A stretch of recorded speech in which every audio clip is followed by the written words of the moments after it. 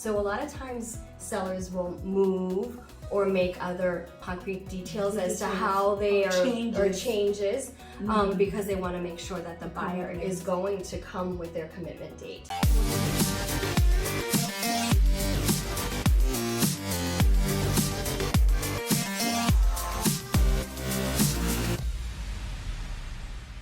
Hello, welcome back to our channel. This is Juliana, your real estate expert from Century21 XSell Realty.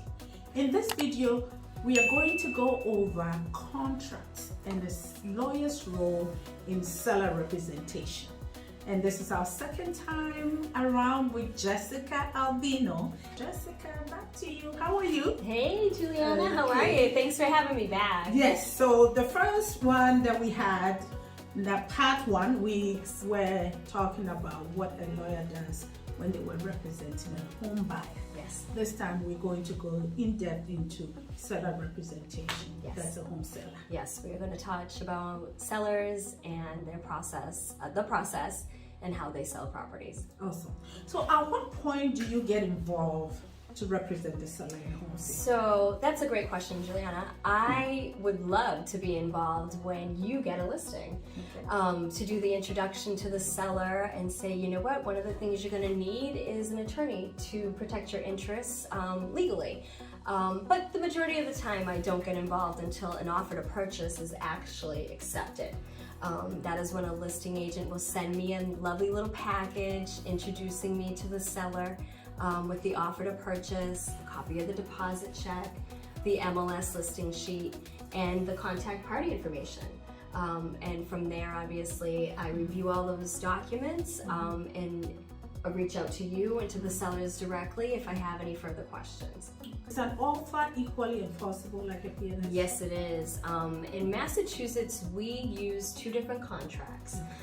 The offer to purchase is drafted by a realtor, and that is the first contract. At that time, a deposit is given to legally bind that contract to make sure that it is enforceable. We then go into a second contract, which is a purchase and sales agreement. That is typically drafted by the listing agent or the seller's attorney, depending on the level of comfort and where we are located in Massachusetts, which I could go on about how trends are in different counties, but that's not really what you're asking me. The offer is a binding contract, and we use that in order to put the preliminary terms set forth as to how we're going to go forward. The purchase and sales agreement then supersedes that contract. So what it does is it takes all the terms that everybody agreed to, but then moves on and kind of adds some more important details to it. Does that make sense? Right. Yeah, you're used to that, right? Right. Yeah, the purchase and sales. You want to make sure your attorney's drafted. Right. The earnest money is not received by the seller at by the listing office at a certain time and not deposited. It means the offer can be voided. That's correct. Okay. Because what actually makes a contract enforceable in Massachusetts is your contract. And then the consideration, which is what we call the deposit. Okay. The deposit binds that contract and makes it binding in a court of law. Okay. So a lot of times if you don't receive that deposit and it's circulating out in the mail, then typically that buyer is not bound to that contract and neither is the seller. Okay. So it's very important, and that's why you see typically the listing agent will hand deliver that first check to the listing office, because we need to make sure that, we don't want any other buyer to swoop it in to make sure. So you always want to make sure you protect your seller by having the money. Okay. So if they don't have the money, it's not a binding contract? No, it really isn't.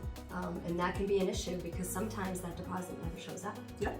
Or sometimes it bounces. Or sometimes it bounces, which we don't like to deal with, but unfortunately it does occur. Okay. So what does a sale contract compose of?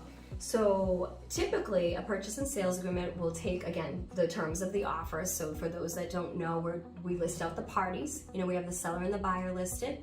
We have, well, what are they buying? So we typically will put the specific address in. We'll also put the deed reference from the previous owner into that as well, which will help with title searches. We put the purchase price, the deposit amounts, and what's included A lot of times the seller will say the stove and the refrigerator and the microwave are included in their MLS sheet. But sometimes from there, a buyer may say, you know what, no, we want, the TV that's mounted on the wall, or, the gazebo that's in the backyard. That gets added into our contracts because we want to make sure those are listed and what's included, so there's no discrepancies when you go to do your walkthrough. Or for the seller, when they're moving out, they don't want to take the gazebo with them because they just legally bound themselves to leave it. Some of the other things that are in a purchase and sales agreement is the buyer's mortgage contingency date, which is extremely important for a seller. That's our date to say the buyer is able to buy the property.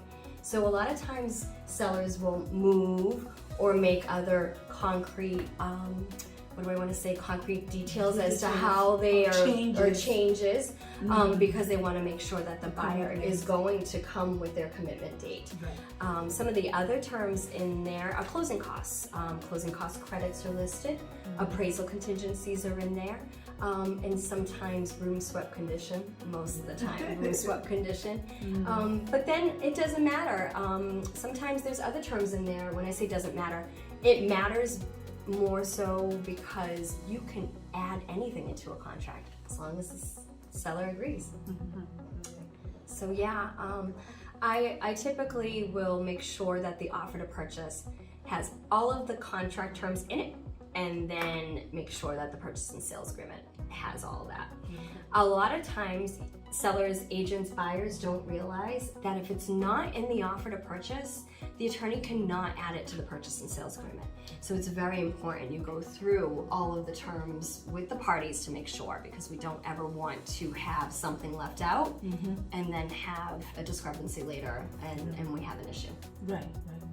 So the offer you write, you have to make sure it has everything that the buyer wants, because that's what translates into exactly.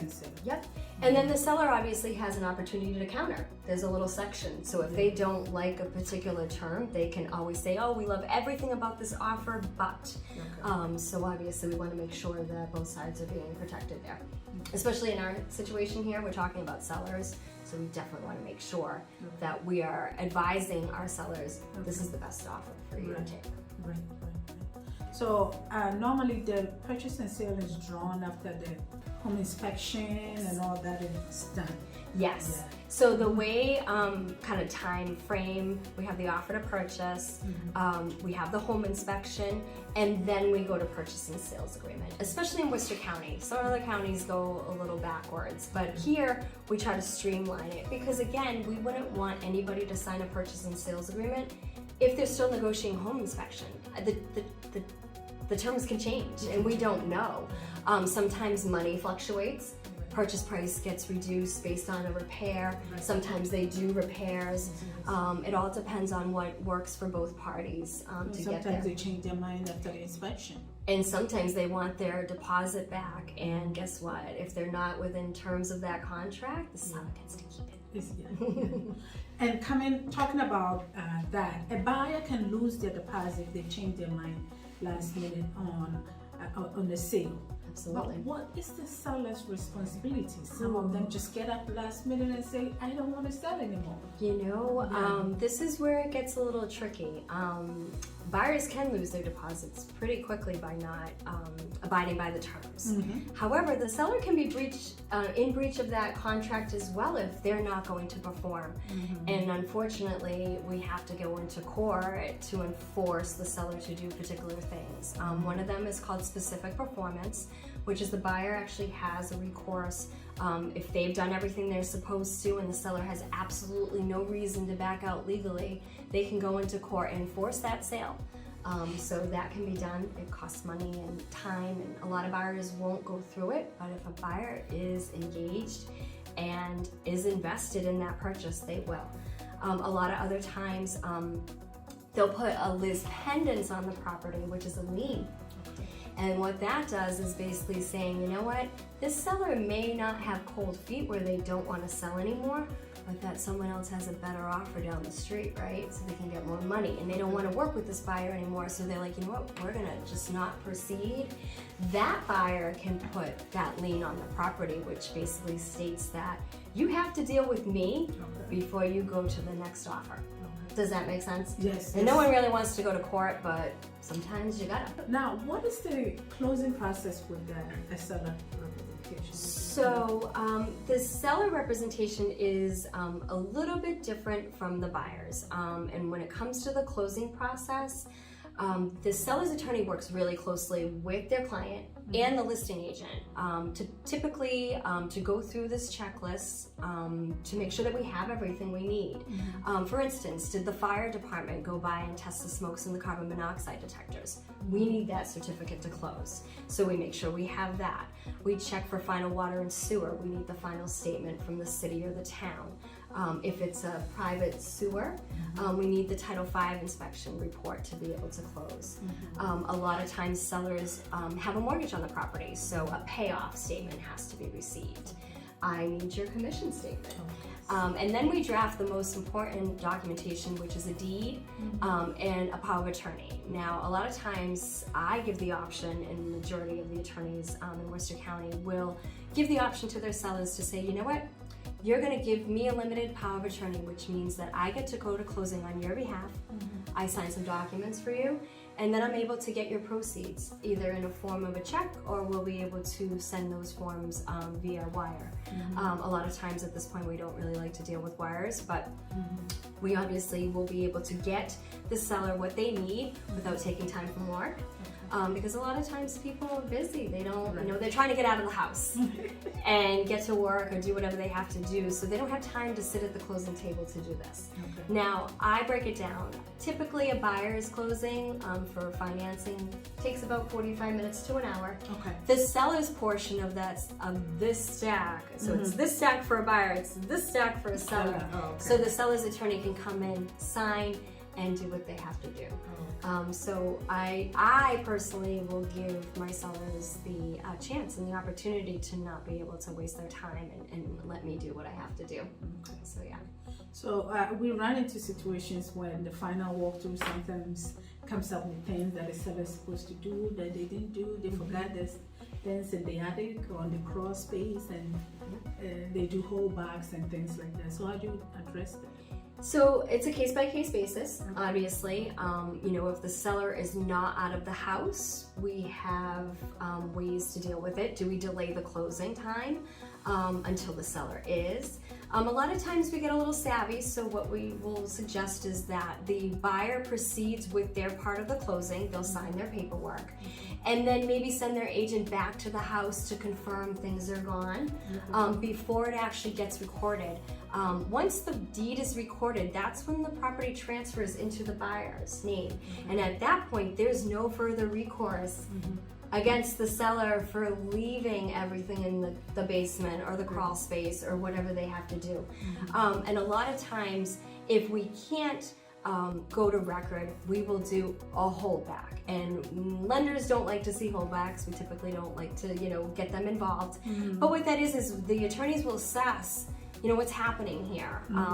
You know, they left certain things, or, you know, did they put, let's see, a hole in the wall when they moved, or however. So we assess things, again, case by case basis. And a lot of that is taking some of the seller's money away from them as incentive to do what they were supposed to do prior to that closing date. So obviously holdbacks are given a time frame. So sometimes we'll say to the seller, you have 48 hours to get the rest of that stuff out or do what you were supposed to do. And if not, the funds are released to the buyer. Because they lost their opportunity to get their money. And sometimes it plays out that way. More likely than not, the seller will comply because they want their money. You don't have to physically be in Massachusetts to sell your property, because if you give the power of attorney to the attorney, you can be wherever you are. Just start moving, move all the way out. And then the lawyers will close and send you your money. Send your money. And we are here to make sure you don't have any inconveniences. Absolutely. Top dollar, least inconvenience, and be there and look at your money in your bank account. Exactly. That's what That's it's all awesome. about. And you know what? A seller needs a good team to do it. So as long as you have a great agent and a good great attorney, lawyer, and the it'll be rest will okay. put it all together. Thank you very much. You're welcome. For the second part. I hope Yes. this was useful and helpful to all our viewers. Thank you all for coming to our channel. Please subscribe, share, comment, and we bring you new videos every week. And so look out for the next video. Thank you, Jessica. You're welcome.